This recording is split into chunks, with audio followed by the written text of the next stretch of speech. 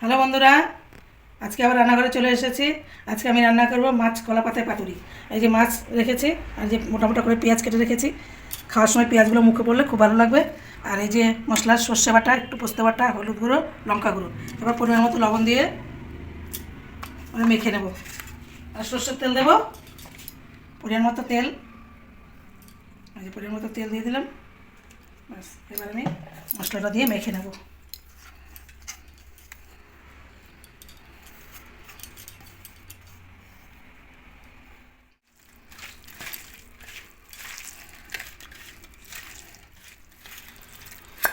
মাছ মশলা দিয়ে মেখে নিয়েছি, এবার কলা পাতা সাজিয়ে দেবো।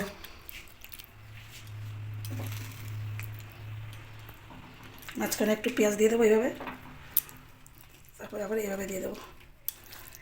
এবার পেঁয়াজ চারদিক দিয়ে ঘুরে ঘুরে পেঁয়াজ দিয়ে দেবো। খাওয়ার সময় পেঁয়াজ মশলা দিয়ে ভাত মেখে খেলে খুব ভালো লাগবে। মাছ পাতা বসিয়ে দিয়েছি, এবার আমি একটু ঢেকে দেবো। 10 মিনিটের জন্য ঢেকে দেবো। এই যে ঢেকে দিলাম। 10 মিনিট পরে মাছ পাতুরি এক পিঠ হয়ে গেছে। এবার আমি আরেকটা পাতা দিয়ে উল্টে দেবো। এভাবে একটা পাতা দিয়ে দিয়েছি, আরেকটা পাতা দিয়ে দিচ্ছি, এবার উল্টে দেবো।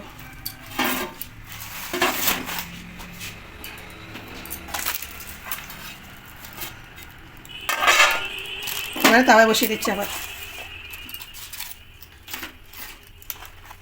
দেখুন কত সুন্দর হয়েছে, এক পিঠ পুরো লাল টকটক। দেখুন, আপনারা সবাই দেখতে থাকুন কেমন মাছ পাতাটা হয়েছে, পুরো লাল টকটক। এক পিঠ পুরো লাল করে ভাজা হয়ে গেছে, আর উল্টে দিয়েছি। আর এক পিঠ হলে নামিয়ে নেব। কলা পাতায় মাছ পাতুরি আমার হয়ে গেছে, এবার নামিয়ে নেব।